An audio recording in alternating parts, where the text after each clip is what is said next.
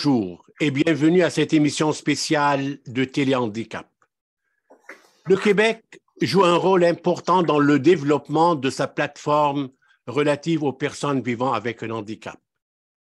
Il est évident que cette plateforme ne pourra jamais agir seule sans la présence des créateurs de projets et des visionnaires qui s'engagent honorablement et professionnellement dans la mise en place pour protéger les droits et la dignité des personnes vivant avec un handicap.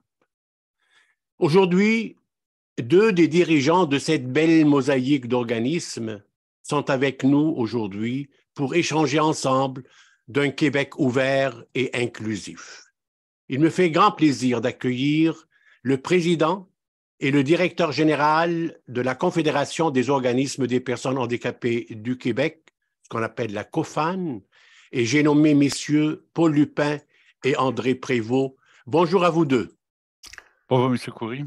Ça fait Bonjour. plaisir de vous rencontrer aujourd'hui à travers notre téléhandicap. Monsieur Lupin, je commence avec vous en tant que président. Donc, vous êtes le président d'un organisme important qui est la COFAN et vous possédez sans aucun doute une vision collective pour donner une voix aux sans-voix.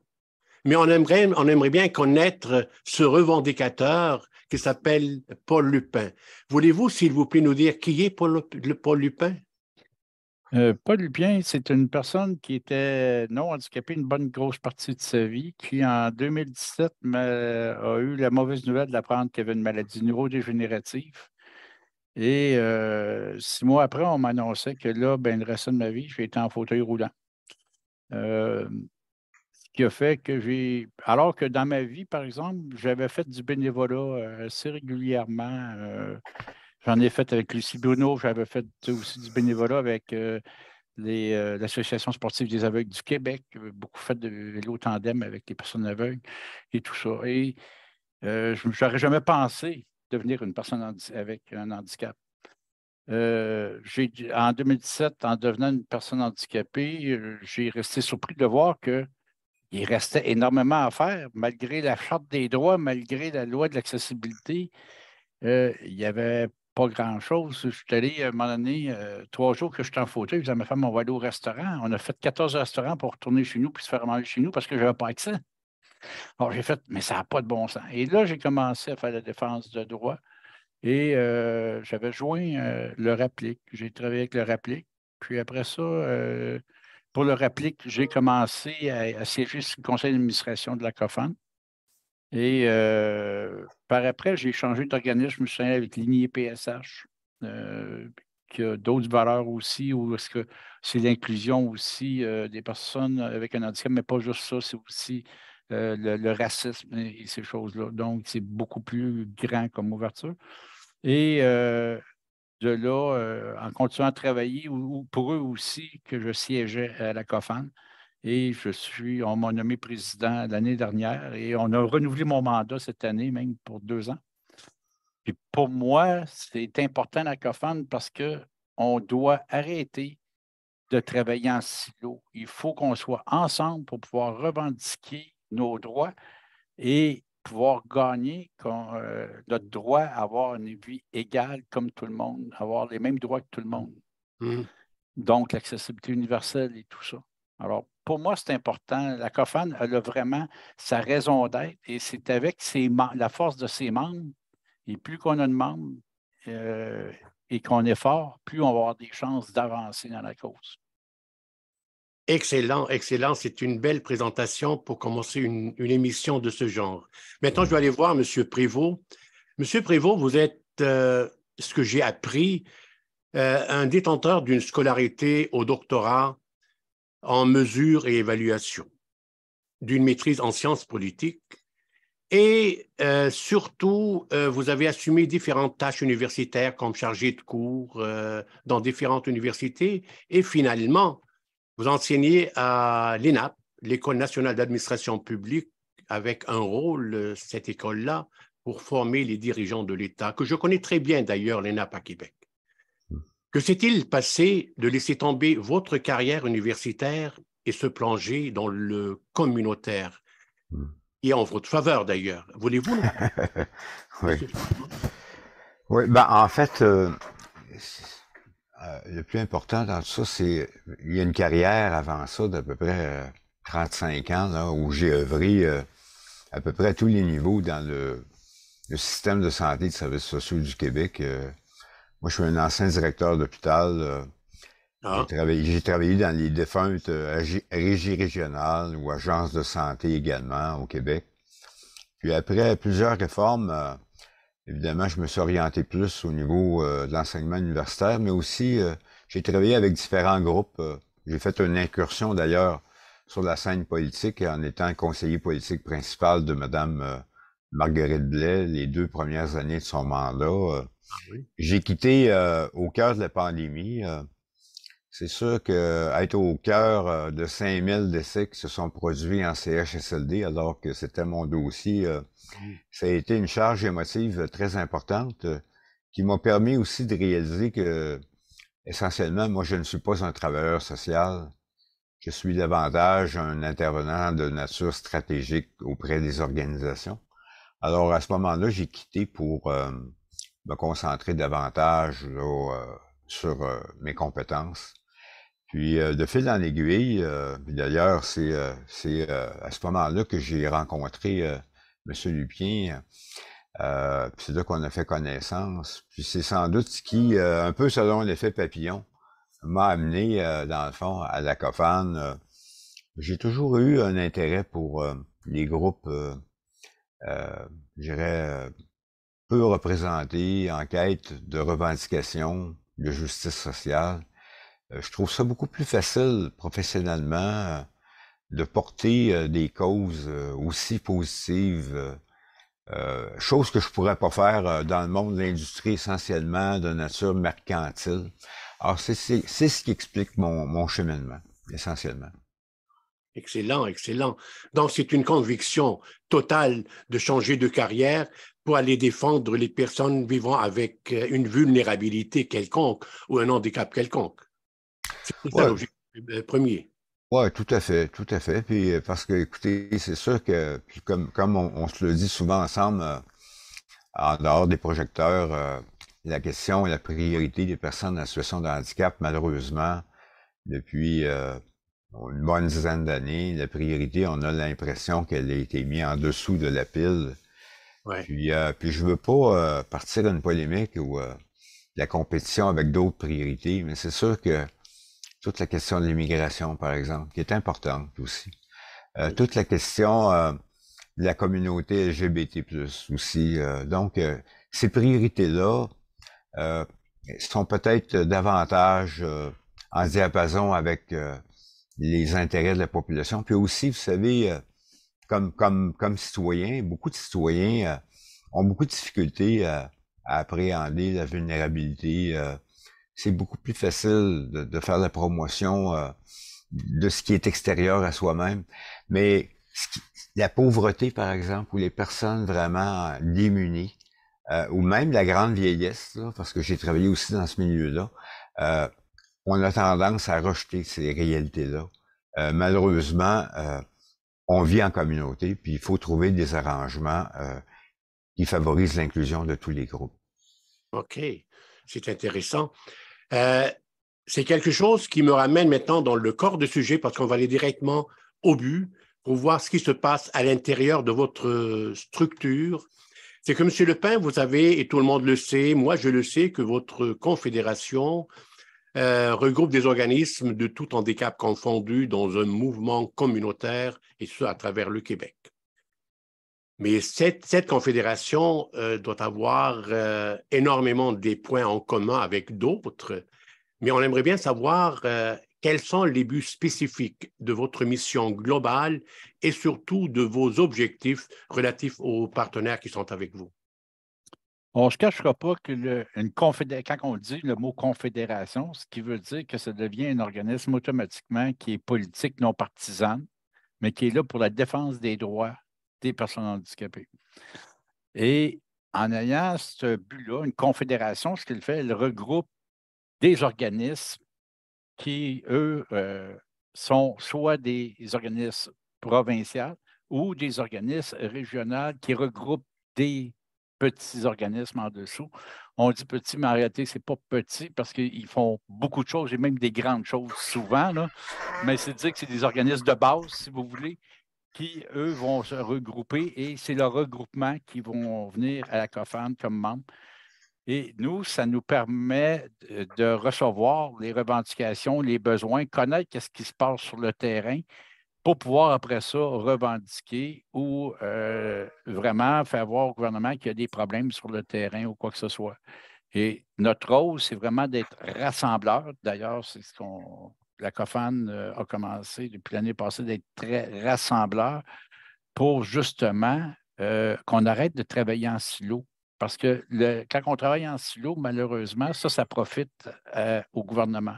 Le gouvernement, quand c'est en silo, il y a des gens qui vont dire autre chose, etc. Puis ils vont dire, ah ben, regarde, ils ne sont pas attendus sur leur idée, on va attendre. Alors que là, en travaillant ensemble, ben, ça nous permet d'arriver avec quelque chose de commun, avec de quoi qui est fort. Et là, le gouvernement nous écoute, puis malheureusement, il n'y a pas le choix à un moment donné, il doit faire les changements qui doivent être apportés pour qu'on ait une vie comme tout le monde et qu'on ait les mêmes droits que tout le monde. Ça veut dire, si j'ai bien compris, votre mission principale, c'est défendre les droits et la dignité des personnes vivant avec le handicap en général.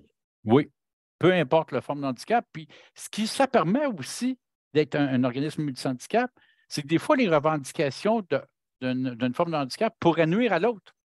Là, oui, on peut arriver puis s'asseoir à la même table puis trouver des choses communes qui vont servir à tout le monde sans nuire à l'autre. On a déjà vu des exemples à un moment donné et on s'assoyait à table, puis là, tout d'un coup, quand tout le monde se parlait, on disait « Hey, mais on a une solution qui va faire l'affaire de tout le monde et on arrive avec une solution globale. » C'est ce qui fait la force d'être ensemble. Et puis, on arrive avec de quoi qui est solide après ça devant le gouvernement et on peut dire, voilà la solution globale qui fait plaisir à tout le monde et ça rallie toutes les personnes handicapées. Donc, on parle quand même d'1,5 million personnes maintenant, pas loin de ça. Ouais.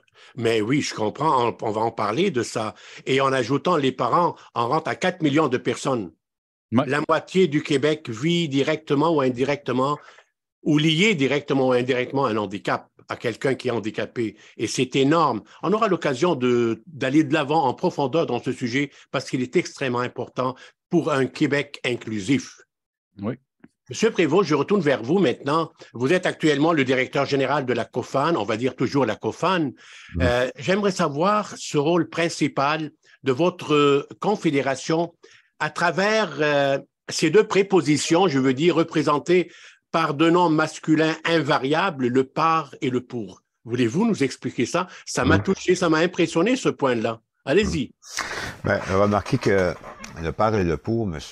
Lupien pourra aussi vous faire une présentation plus complète. Moi, de mon côté, sans esquiver la question, je vous dirais que on s'est donné un plan d'action à la COFAN, un plan d'action parce que comme confédération, on a beau avoir un conseil d'administration, mais à un moment donné, ça pose la question comment on travaille, comment on peut articuler nos actions, que ce soit de nature politique ou pour identifier des besoins avec nos membres, la vie associative. Donc, on s'est donné une structure de 6 comités. Bon, je vais vous les nommer là.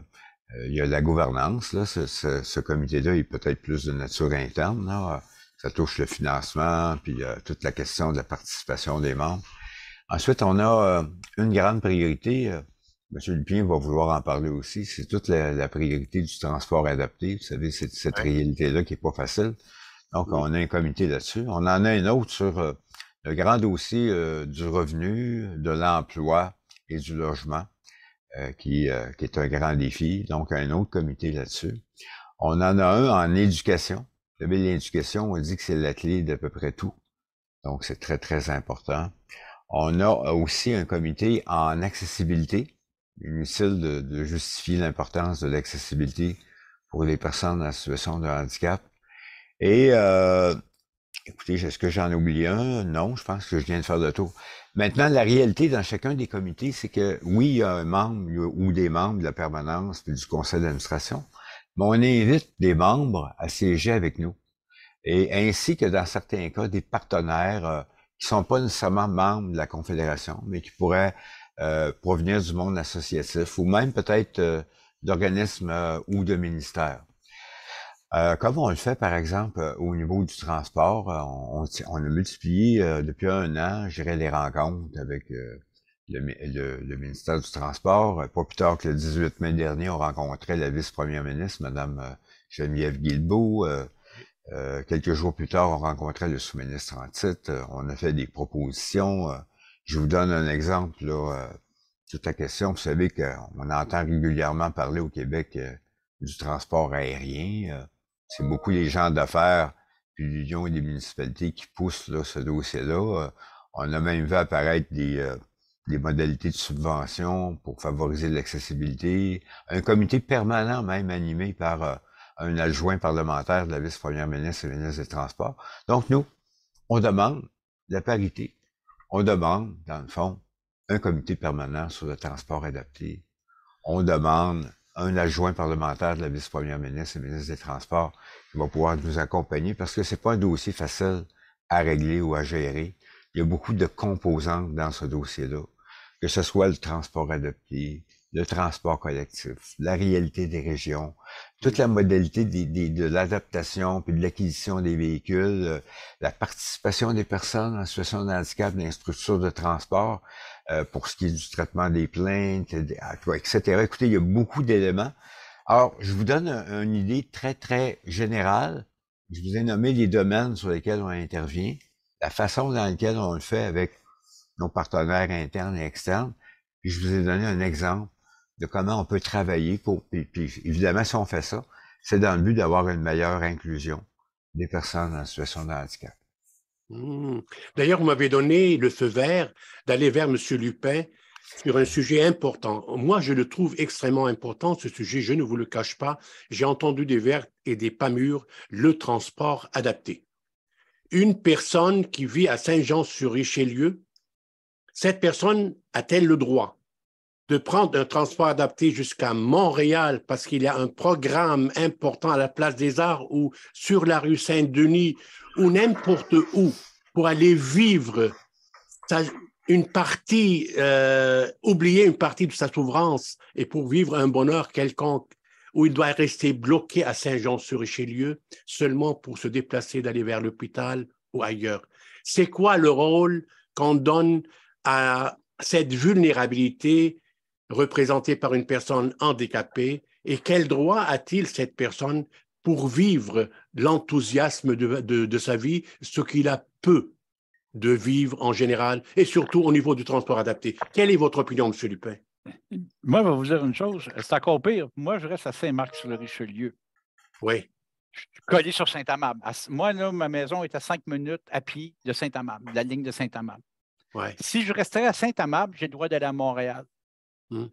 À Saint-Marc, je n'ai pas le droit. Pourtant, c'est Exotransport, le même transporteur qui fait les deux places. Alors, c'est un ridicule, ça. Et pourtant, il y a un programme interrégional et tout ça que le gouvernement subventionne. Puis, bizarrement, il retire ces subventions-là, mais il ne donne pas le service. Il devrait le donner. Et ils ne le font pas. Et moi-même, je l'ai vu parce qu'à un moment donné, j'ai eu un incident et j'ai eu des fractures au bassin. On me place à Saint-Hyacinthe en réadaptation. Puis là, on me dit il faut que tu ailles à ton rendez-vous à l'hôpital Charles-Lemoine. Ah, ben le transporteur de Saint-Hyacinthe, il dit non, moi, je ne vais pas à l'hôpital Charles-Lemoine. Et là, Exo dit non, mais moi, je ne vais pas te chercher à Saint-Hyacinthe. Ouais. Alors là, tu fais comme OK, qu'est-ce qu'on fait? Et là, on a trouvé de prendre un transport médical qui coûte 4 fois plus cher. Oui. Pour m'emmener à l'hôpital, puis que le gars m'accompagne tout le long de mon rendez-vous pour me ramener après ça là-bas, ça coûte une fortune. Et on dit, mais ça n'a pas de bon sens. Et c'est tout ça qu'on voit au niveau même régional, quand je vois en Gaspésie, qu'il y a une partie de la Gaspésie que pour aller au rendez-vous médical, tu fais venir une ambulance à la maison parce qu'il n'y a plus de transport adapté pour la moitié de la Gaspésie. Quand on voit ailleurs des choses aberrantes qu'on voit, j'ai vu, moi, un exemple, même à Châteauguay, on n'ira pas loin encore avec Exo. À Châteauguay, l'hiver dernier, il y a une madame son rendez-vous était à 11 h chez le médecin. Ils sont allés la chercher à 1 h pour l'emmener chez le médecin. Et la clinique ferme à 5 h et ils sont allés la chercher à 9 h le soir.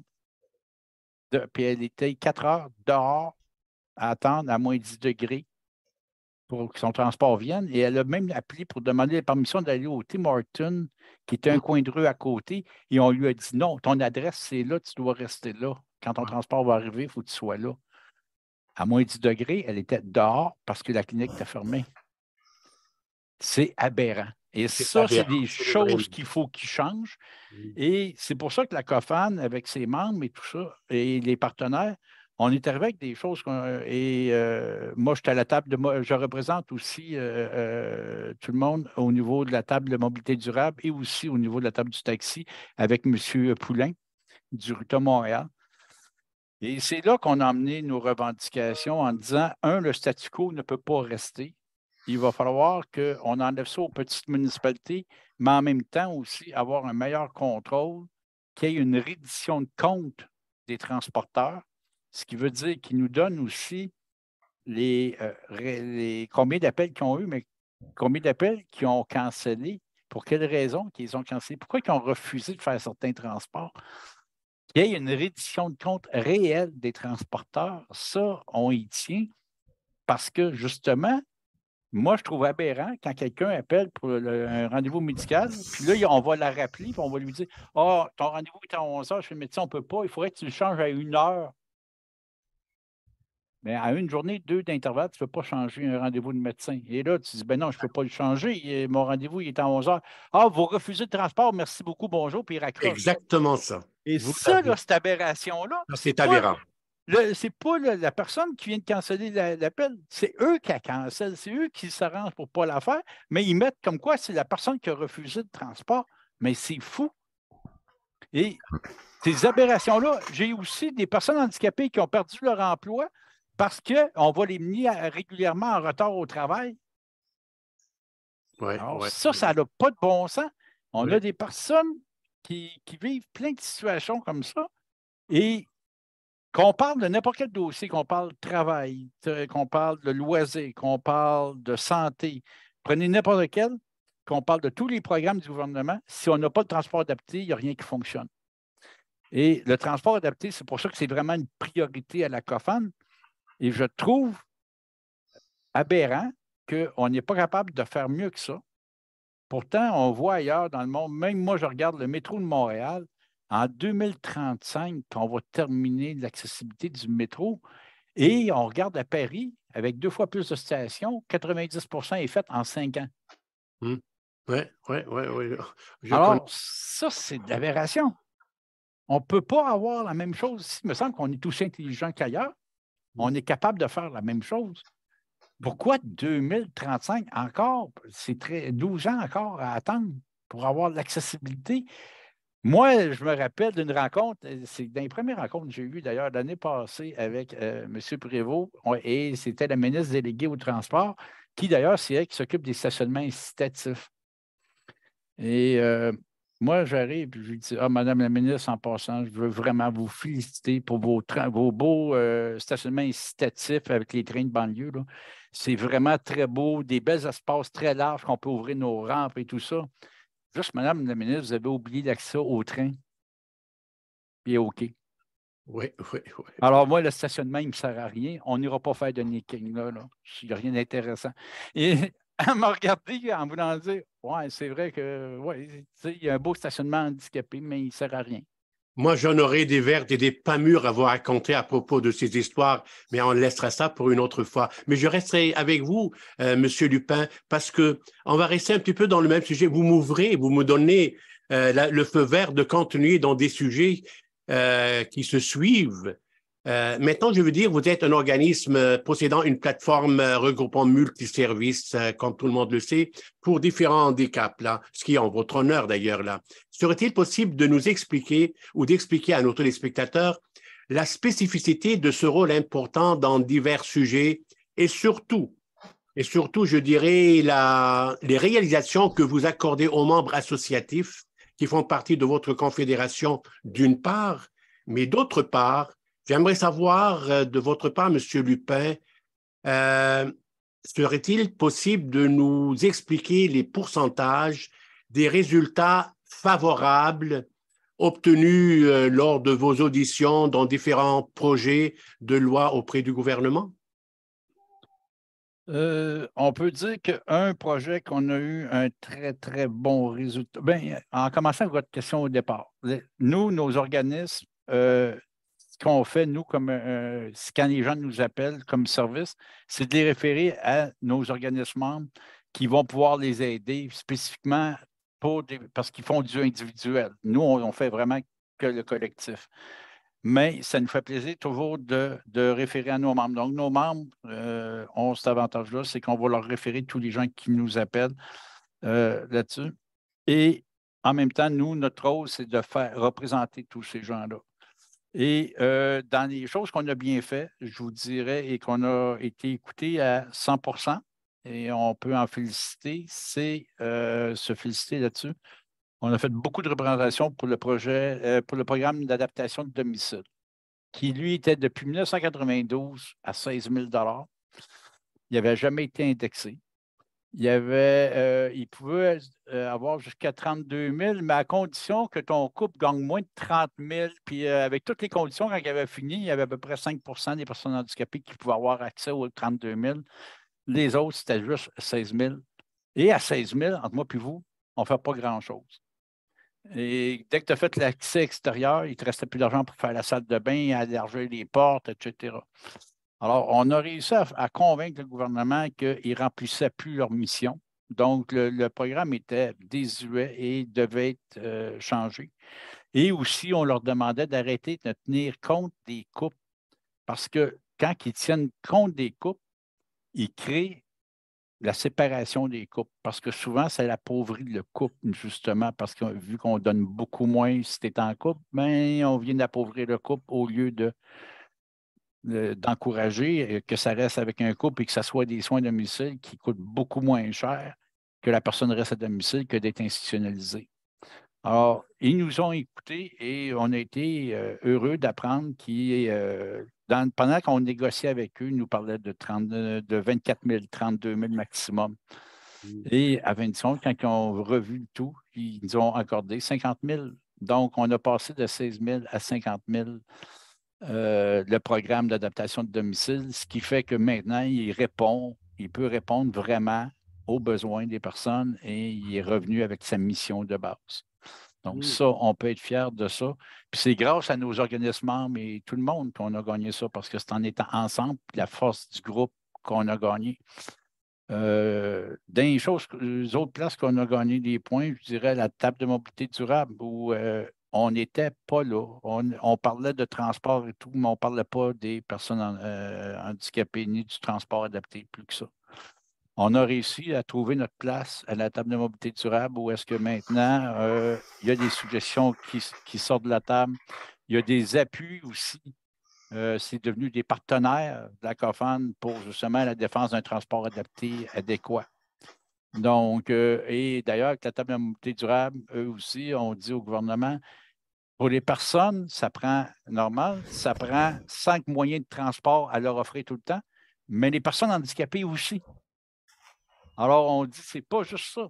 Et quand on parle des exemples qu'on a emmenés, c'est des black cabs quand on va en Angleterre, où est-ce que, oui, ils font du transport de personnes réguliers, mais ils font aussi, tous les véhicules sont adaptés, ils peuvent prendre une personne handicapée. Donc, ça devient un service supplémentaire qu'on pourrait avoir, de pouvoir appeler un taxi puis se déplacer au compteur, comme tout le monde. Moi, je riais parce que je disais à un ministre dernièrement, je dis, moi, bizarrement, si à Noël, je m'en vais dans un party de Noël, je ne peux pas appeler Nez Rouge parce que Desjardins n'assure pas les Nez Rouges au niveau des véhicules adaptés. J'ai dit, maintenant, je ne peux même pas appeler non plus un taxi parce que les taxis sont tous à contrat avec les MRC. Donc, il aurait fallu que je réserve 2 jours avant mon taxi adapté. Puis, il n'y en a pas le jour de Noël, fait que je suis encore pire. Alors, si je me déplace avec mon véhicule adapté, je n'ai rien pour m'en retourner chez nous autre qu'avec mon véhicule adapté. Alors, c'est un ridicule alors qu'on dit qu'on ne veut pas qu'on prenne notre véhicule si on a pris un verre, mais là, si j'en prends un, je n'ai pas le choix, je suis encore avec mon véhicule. Alors, à un moment donné, c'est ça qui demande réflexion, c'est de dire, en donnant la même chose à tout le monde, ben, on évite tous ces pièges-là et on peut arriver à avoir une vie égale, comme tout le monde. Les personnes handicapées aussi ont de quoi apporter. On manque de main-d'œuvre présentement. Il y en a de la main-d'œuvre handicapée qui voudraient travailler, mais ils ne peuvent pas parce qu'il manque de transport encore. Exact. Alors, c'est tout ça, et les personnes handicapées ne demandent pas mieux que d'être des parties prenantes de la société et de participer à la société comme tout le monde, donc de travailler, d'avoir un bon emploi, de pouvoir faire d'avoir une bonne scolarité. En parlant de scolarité, l'aberration du nouveau changement au niveau de l'éducation, est-ce que les directeurs d'école maintenant ont un pouvoir presque absolu et ils décident par le plus facile, bon, on va refaire des classes spéciales pour les personnes handicapées, comme ça, ils n'auront pas de diplôme, rien, mais ce n'est pas grave, ça va être moins de troubles que d'essayer de les adapter dans nos cours. Je trouve ça aberrant ça aussi. Pourquoi ne pas être égal? Et on voit ça un peu partout. Puis j'ai eu l'exemple qu'on a remis un prix Papillon, puis j'ai vu l'équipe samedi où est-ce que je voyais, moi, exemple dans le sport, où est-ce qu'il y a un club de natation qui ont décidé qui incluait le parent ensemble. Et ça l'a fait que les nageurs réguliers disent Hey, les parents ils sont capables de faire quasiment un autant. Hey, il faut qu'on travaille en tabarnouche parce qu'ils sont en train de nous dépasser. Et vice-versa. Et ça devient une compétition saine, mais en même temps qui permet que c'est devenu une grande famille et tout le monde s'encourage.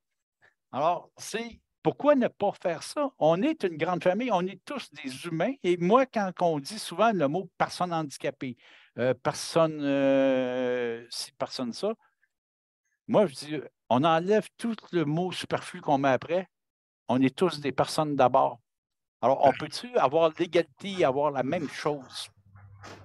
Parce qu'on est tous des personnes et on doit, que ce soit la couleur de peau, l'handicap, la religion ou n'importe quoi, ça n'a aucune raison d'être. Et souvent, moi, je dis aux gens, vous savez, le corps humain est fait à 85 d'eau, peu importe la race, la religion, n'importe quoi, on est tous pareils. On est fait à 85 d'eau.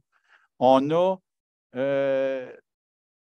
un cerveau comme tout le monde, etc. On est fait toute la même chose. La seule différence qu'il y a, c'est couleur de peau, religion, handicap. Ça, c'est des pics à dire. C'est à peu près 5 de différence. Pour 5 on peut-tu ne pas s'en occuper, puis vraiment s'occuper que tout le monde est pareil et on a droit au même service, au même droit et à la même chose que tout le monde. Vous savez, vos réponses me donnent une ouverture d'un suivi sur un autre sujet, tu ne m'y attendais pas.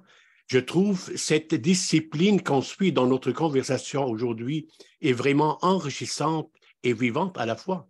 Je vais suivre aussi dans le même sujet un petit peu, et on va aller dans des sujets, je m'adresserai à vous deux, je commencerai avec M. Prévost, par exemple.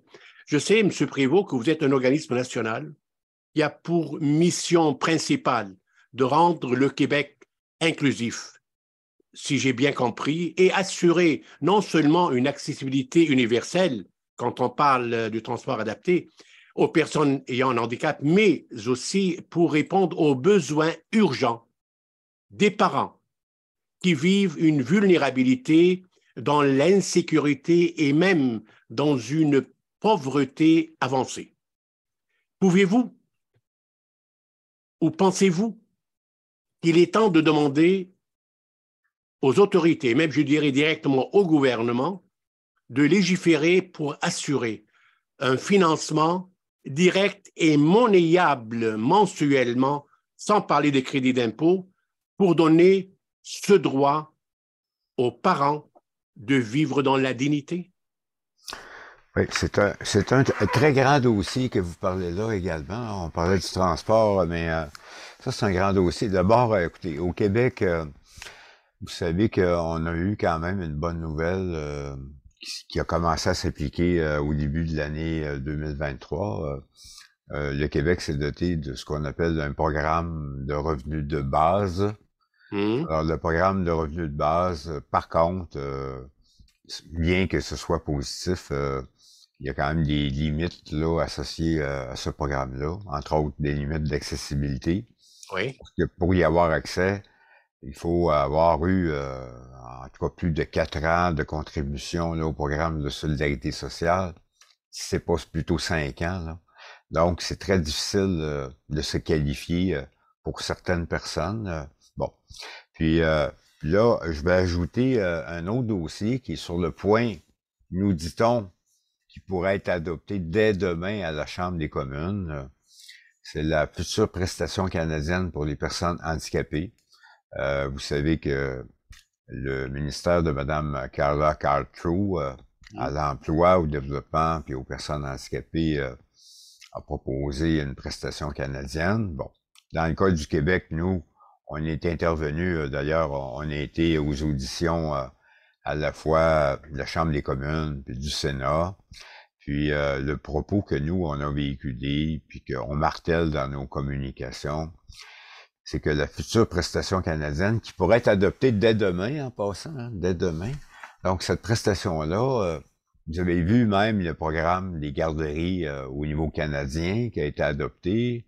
Il y a des points d'impôt qui ont été transférés aux provinces, au Québec, avec un droit de, on appelle, en tout cas, entre guillemets, l'opting out, là. Donc, là où on est vigilant, c'est qu'on veut pas que la prestation canadienne, peu importe la modalité, que ces sous-là, rendus au Québec, servent à d'autres fins que répondre aux besoins des personnes en situation de handicap. Donc, nous, notre souhait, c'est que la prestation canadienne vienne bonifier le programme de revenu de base qui a commencé en janvier dernier, puis qu'on puisse élargir les critères d'accès du programme de revenu de base, puis qu'on puisse réellement sortir de la pauvreté les personnes en situation de handicap. Ça, c'est hautement prioritaire. Toujours dans le même dossier, on est impliqué avec d'autres organismes là, pour faire cesser une injustice démocratique qui est là depuis plusieurs années, c'est-à-dire les personnes qui touchent une rente d'invalidité. Donc, ces personnes-là, dans le fond, vous savez, par rapport à la Régie des rentes là, au Québec, la Régie des rentes, qui est un programme, dans le fond, de pension fédérale qui a comme été décentralisé dans les provinces, où le Québec peut avoir son propre programme qu'on a appelé la Régie des rentes. Là. Bon. Alors, les personnes qui ont la rente d'invalidité, croyez-le ou non, sont réputées avoir choisi de prendre leur retraite à 60 ans plutôt qu'à 65 ans. Donc, en vertu de ça, on les pénalise de 24% à 65 ans. Nous, on trouve ça inacceptable. Donc, on veut que ce soit cessé, cette pénalité-là, puis que ceux qui ont été touchés puissent avoir des paiements rétroactifs là, pour les compenser. Écoutez, c'est certain que c'est pas facile pour les personnes qui ont une rente d'invalidité, souvent qui sont en couple. À cause qu'ils sont en couple, ben, comme on le disait tantôt, ils peuvent pas se qualifier, ils peuvent pas bénéficier du programme de solidarité sociale.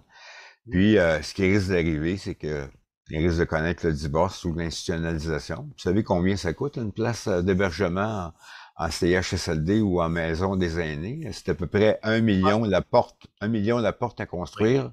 Puis en opération, c'est plus de 100 000 par année. Alors, c'est sûr que on aurait intérêt à maintenir nos personnes, à leur donner au moins le minimum hors situation de pauvreté pour leur permettre de participer. Puis en bout de ligne, bien que ça puisse paraître comme une dépense là, collective, c'est plutôt une économie réelle, en plus de contribuer à l'inclusion des personnes. Alors, M. Lupien pourrait peut-être lui-même, de sa propre expérience, là, il vit ce que je viens de vous décrire, là, il le vit, lui, dans sa vie personnelle. C'est un des problèmes qu'on a parce que moi, étant sur la rente d'invalidité, j'ai droit à 800 $ par mois. C'est en dessous du seuil de pauvreté, terrible, mais on ne nous reconnaît pas en dessous du seuil de pauvreté. Et Mais, ça cause des séparations parce que mon revenu, ben, on a pigé énormément dans le salaire, on a pigé dans nos REER aussi, tout ça, on a tout épuisé.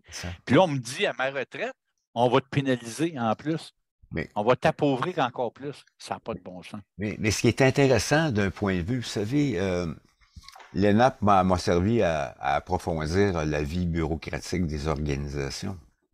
Donc, le cas de M. Lupien, dans le fond, si on le regarde d'un point de vue bureaucratique, c'est que comme lui a la rente d'invalidité, comme il est en couple, le revenu du couple fait en sorte qu'il ne peut pas avoir accès à la solidarité sociale. Donc, comme il n'a pas accès au programme de solidarité sociale, il n'aura jamais accès au programme de revenu de base, qui est le PRB. En conséquence, même si la prestation canadienne arrive, il y aura pas, comprenez-vous? C'est pour ça qu'à un moment donné, quand on analyse des programmes publics, on peut pas regarder ça de façon indépendante. Il faut regarder ça de façon plus systémique.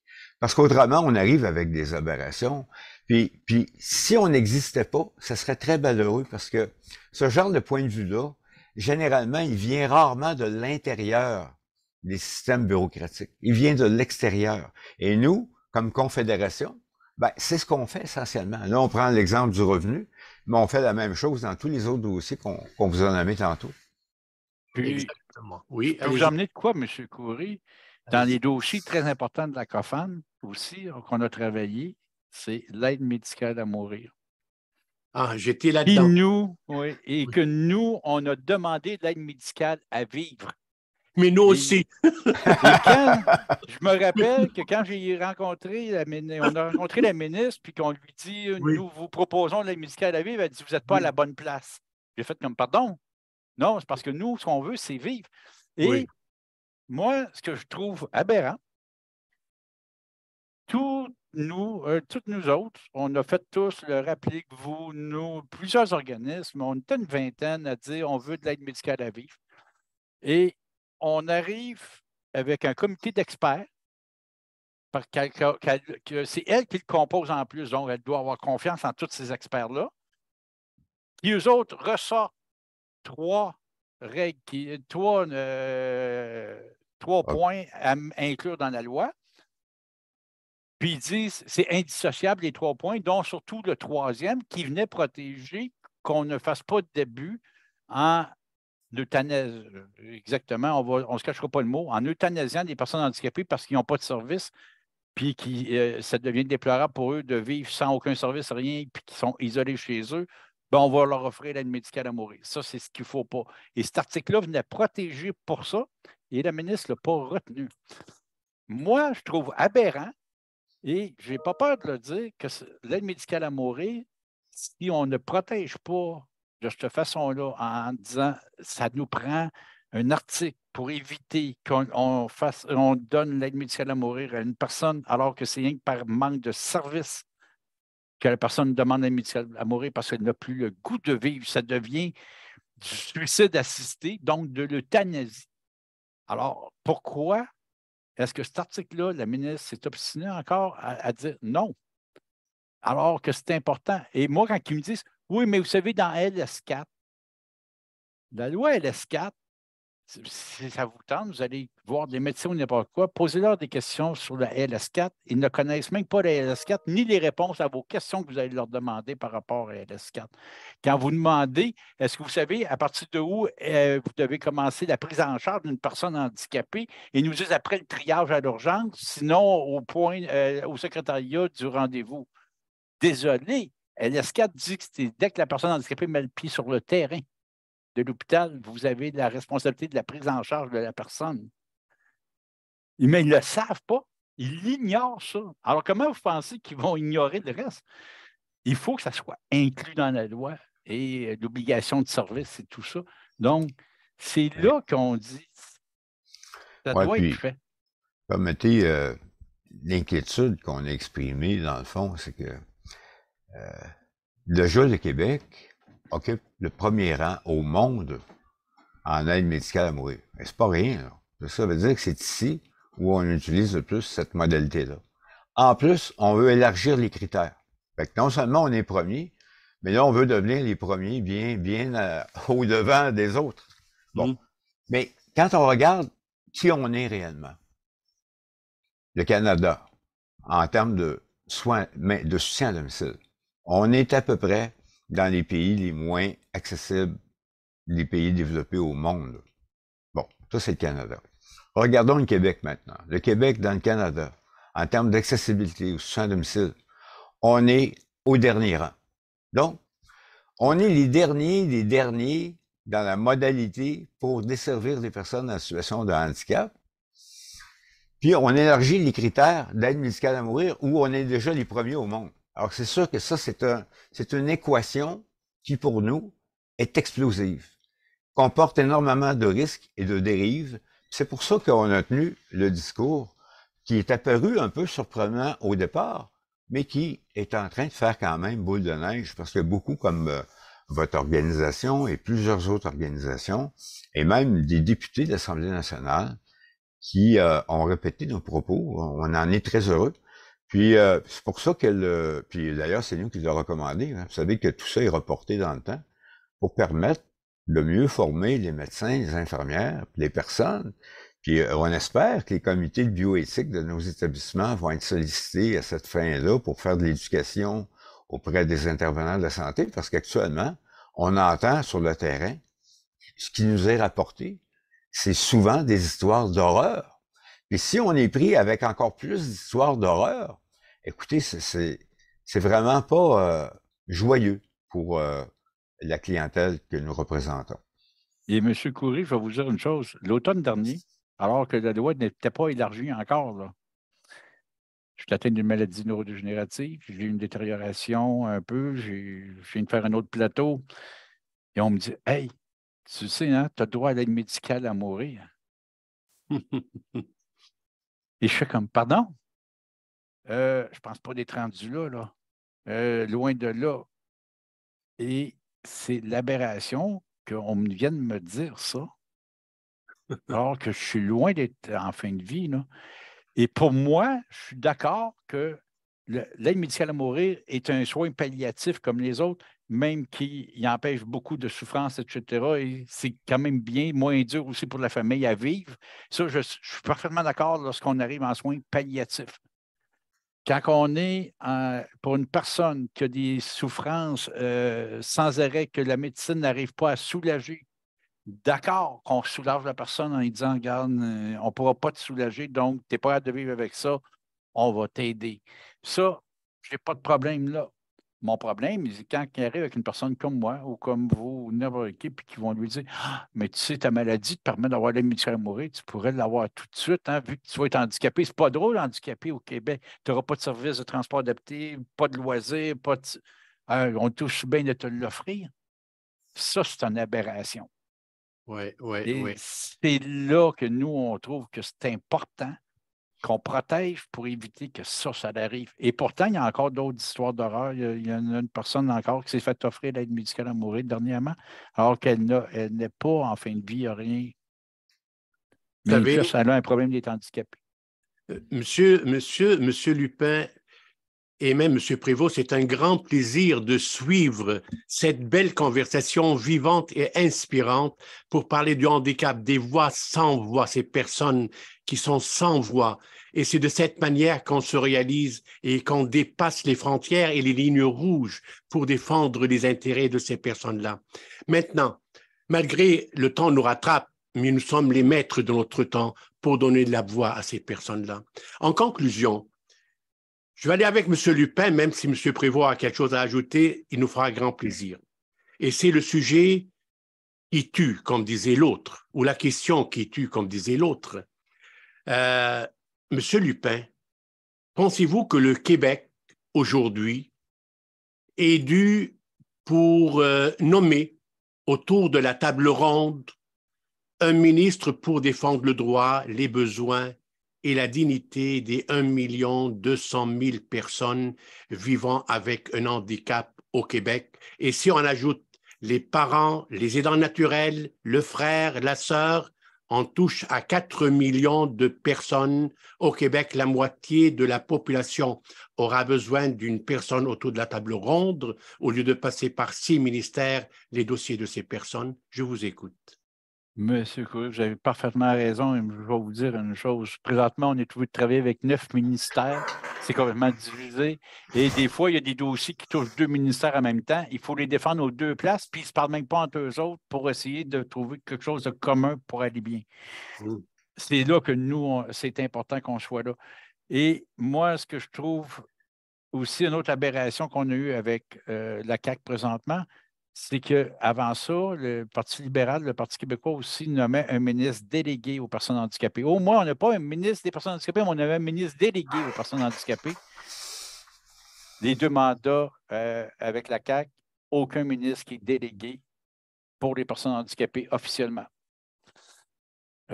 Et pour moi, je crois que pour réussir à avoir l'accessibilité, il faudrait avoir le même exemple qu'il y a eu au fédéral, qu'il y a eu en Alberta, en Saskatchewan aussi, où est-ce qu'ils ont un ministère des personnes handicapées qui est couvert par un ministre et que vraiment, ils ont sorti une loi sur l'accessibilité comme on a la même chose à Ottawa. Et ça prend une loi sur l'accessibilité pour les personnes handicapées au Québec. Et on ne se le cachera pas, l'OPHQ n'a aucun pouvoir. Ça serait le temps de lui donner le pouvoir de l'accessibilité et de lui donner de quoi pour mordre aussi, puis forcer l'accessibilité. La loi existe depuis 1985, même 84 exactement. On est rendu en 2023, bientôt 2024, puis on a encore des places inaccessibles qui devraient être accessibles. Des palais de justice, rien quand on regarde ça, la justice est supposée être égale pour tous. Les palais de justice, l'accès aux palais de justice, oui, est accessible. Les salles de cours ne sont pas accessibles. On ne peut pas être jury, on ne peut pas. On a.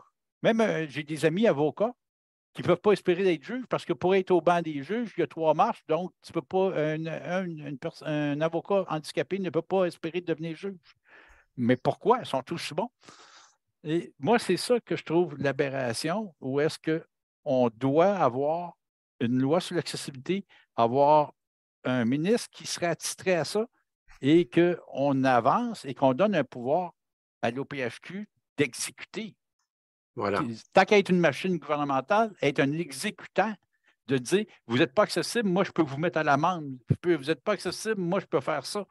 Et qu'il y ait de quoi pour qu'on devienne accessible au Québec. On peut suivre l'exemple. En Europe, ils sont en train de le faire. Ils sont en train de le faire partout ailleurs dans le monde. Dans les autres provinces, ils sont en train de le faire. Pourquoi nous, on n'est pas capable d'avoir la même chose au Québec? OK. Monsieur Prévost, Oui, avez-vous le ben, mot à oui, dire? ouais, Je vois ben, votre sourire, là. ouais, ben, permettez, vous avez parlé, on a parlé de ministres dédiés, Oui. de loi aussi avec un peu plus de mordant. Ça c'est une critique de notre part. Il y a beaucoup de plans d'accessibilité, tout ça. Bon, on a l'impression que tout est beau, mais en réalité, d'un point de vue quantitatif, oui, c'est beau, mais d'un point de vue qualitatif, on a peu de choses. Il n'y a à peu près pas de cible. On n'a pas beaucoup d'ambition au Québec. Je donne l'exemple de l'emploi. Notre meilleur ministère est à peu près à 1%, le ministère de la Santé d'emploi. Puis en France, vous avez une loi qui oblige 6%. Puis dans les faits, ils atteignent 5,5%. Fait que comment ça que la France est 5,5 fois meilleure que le Québec? C'est parce qu'on manque d'ambition. Bon.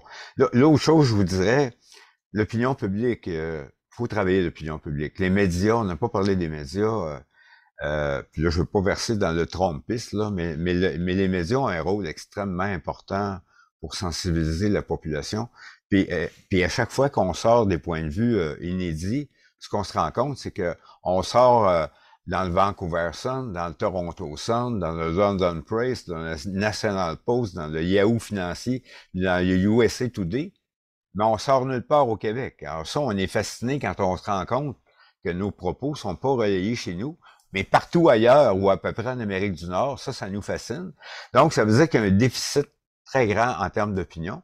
Puis tant qu'on réglera pas ce déficit-là, on réussira pas à avancer pour avoir un ministre dédié, avoir une loi avec plus de mordant. Puis je voudrais revenir sur l'OPHQ que M. Lupien parlait. Puis c'est correct, l'OPHQ, c'est un bon partenaire, mais c'est un partenaire qui est gouvernemental. Puis il y a 50 ans, quand l'OPHQ a été créé, le milieu associatif qui avait mené tout ce grand débat avait décidé de créer la Confédération des organismes pour personnes handicapées du Québec, la COFHAR. Et quand on a été créé il y a 50 ans pour faire contrepoids à l'OPHQ, pour avoir le point de vue extérieur de la machine, c'est ce qu'on fait, c'est ce qu'on perpétue, puis c'est ce qu'on remet de l'avant. Puis on pense que l'opinion, puis les médias, je pense que on interpelle les médias, hein. Faut qu'ils relaient davantage nos messages qui, comme vous le dites, touchent des millions de Québécois. Écoutez, merci beaucoup. Monsieur Lupin, Monsieur Prévost, je vous remercie pour ce partage vivant avec vous, dans l'espoir de se retrouver un jour pour continuer à défendre nos sujets qui nous ressemblent et qui nous rassemblent pour de meilleurs lendemains. À vous, chers téléspectateurs, demain sera un autre rendez-vous. Merci beaucoup et à la prochaine.